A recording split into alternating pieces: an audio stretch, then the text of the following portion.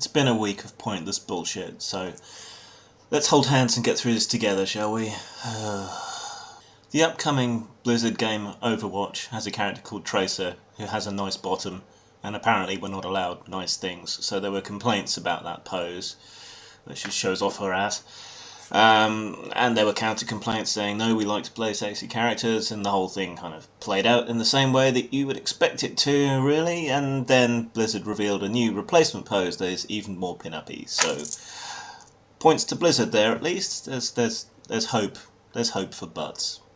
The trailer for Rogue One dropped, and it looks, just on the face of it, to be a better Star Wars movie than Force Awakens was. So, yeah, that's good. Probably a bit more adult, a bit more Empire Strikes Back in tone. But of course, all of that was completely cast aside because apparently some people don't like the fact that there's a female lead in it again. Now, it was quite difficult to actually find anyone upset that there was another female lead. You know, I went looking. You know, I'm kind of Gamergate adjacent and men's rights adjacent, so you'd think I'd be in a good position to see all this complaining and terrible misogyny. But it was really hard to find anything or anyone actually complaining about that. It's much easier to find people complaining about the complaining, but very difficult to find anyone actually upset that there's a female lead. Sure, there's a few people and there's some trolls and so on, but most people are just possibly slightly maybe concerned that it'll be another Mary Sue, the term's being used inappropriately, but you know, there were problems with Rey as a character, and there's some concerns about the character in this as well. They'll be similarly difficult.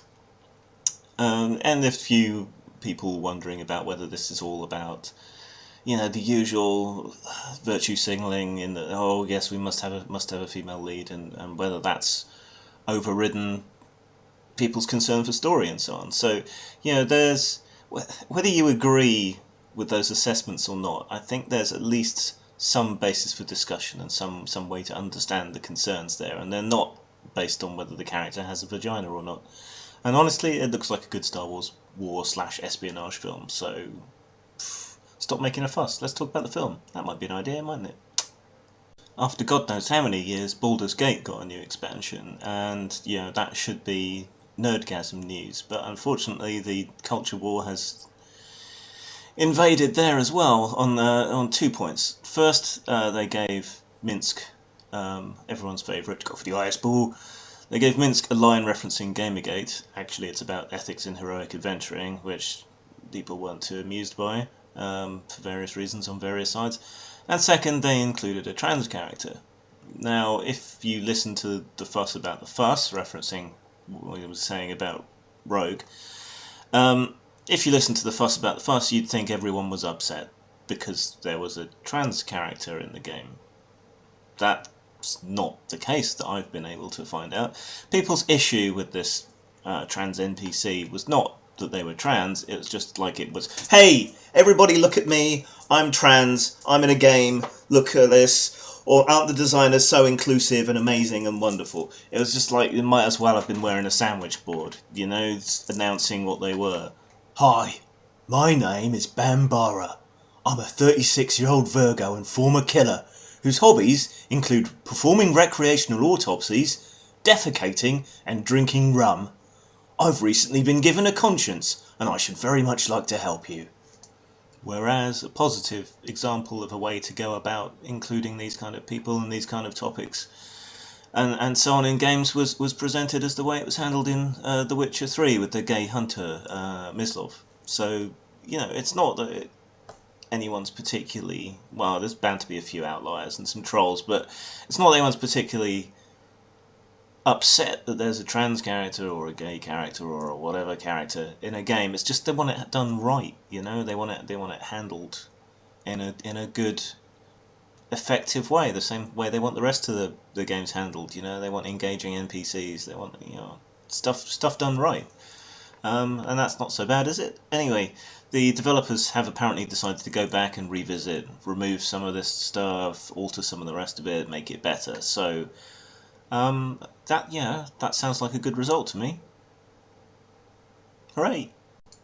Apparently the people behind the upcoming Preacher series, which has all kinds of question marks hanging over it in terms of quality and so on, apparently it's been done on a fairly low budget, which is a shame because Preacher is one of my favourite all-time, ever comics, and it definitely deserves a good treatment. So fingers crossed they somehow pull off a miracle in the first season and get renewed and get more money.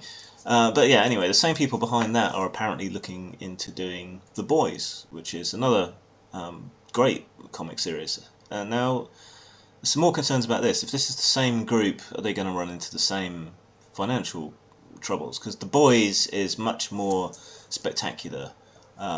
It's much more superheroic based.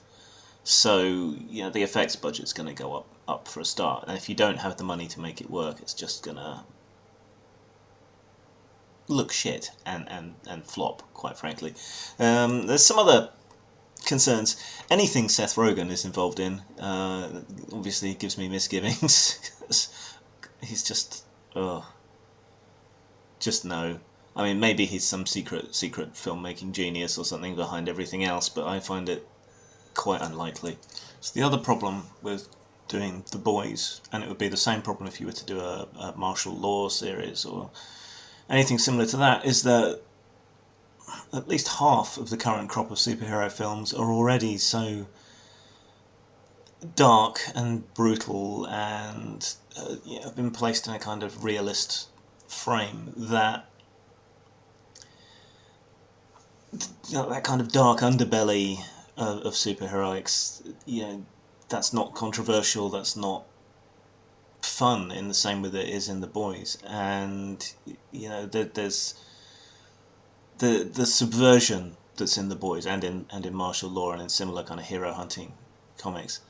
That subversion's just not going to be there in the same way. It's things like The Boys and the martial law, they were a reaction to the kind of goody two-shoes style of comics and of characters. While that's still there to an extent with Marvel's cinematic output, with DC cinematic output, not so much. So The Boys will just appear to be a continuation of this darker tone that's already there, rather than a subversion and an undermining and a piss take. So, much as I'd love to see The Boys, I don't know that it can be a success in this environment. But we'll see if it even gets off the ground, I guess.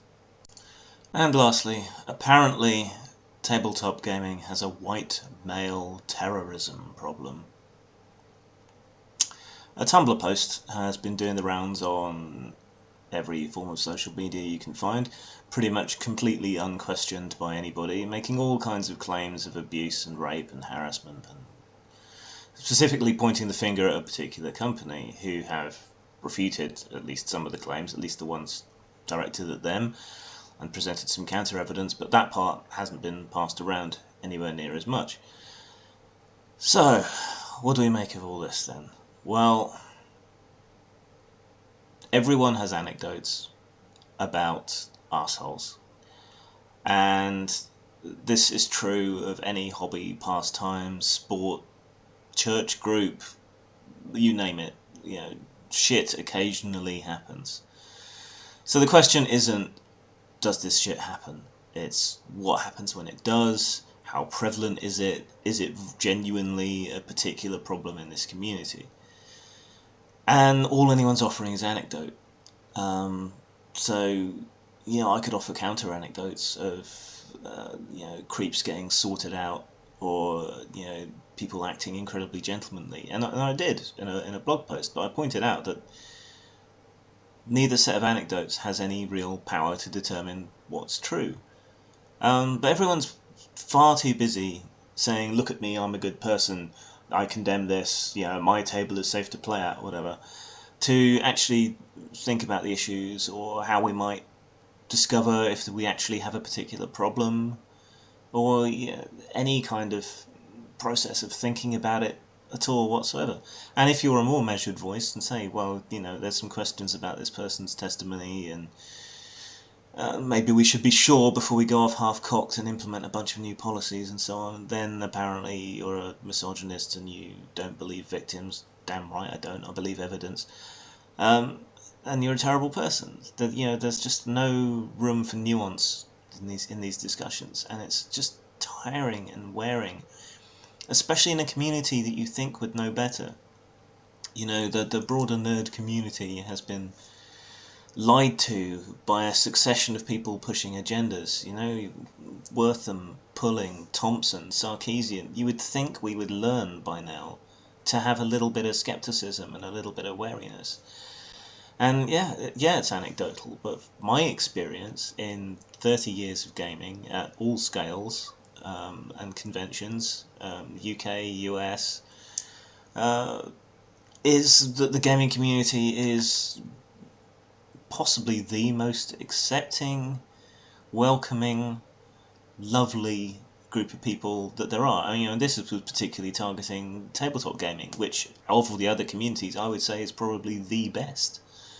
And certainly more welcoming and understanding and careful than any other group I can think to mention. So this whole set of claims just doesn't ring true with a hell of a lot of people, and other people are letting their biases get in the way, and it worries me because I was heavily involved in the atheist community. I've seen the same thing happen there. We get this hysteria, and then what was almost gender parity at things like The Amazing Meeting is now completely one-sided because of a bunch of stories. And you would think of any community, a skeptical community like the atheist community, would have demanded a bit more evidence and not just listened and believed. But no. And it's just tiring to see the same thing happen in the tabletop community. Everyone's just far too ready to jump on board and implement pointless anti-harassment policies and so on, when that's just going to end up harming the community in the long run. It's going to make it seem like it's some kind of hotbed of difficulty when it isn't. It's going to create the impression that it's a terrible place. It's going to put people off, and it's going to do harm in the long run. When we're not even sure that any of this stuff is even happening. So let's step back and take a breath. I'll be on a podcast thing on Monday talking about this in particular. So keep an eye on my social media for an announcement of when and where, and possibly chime in the comments there. And that was the geek that was.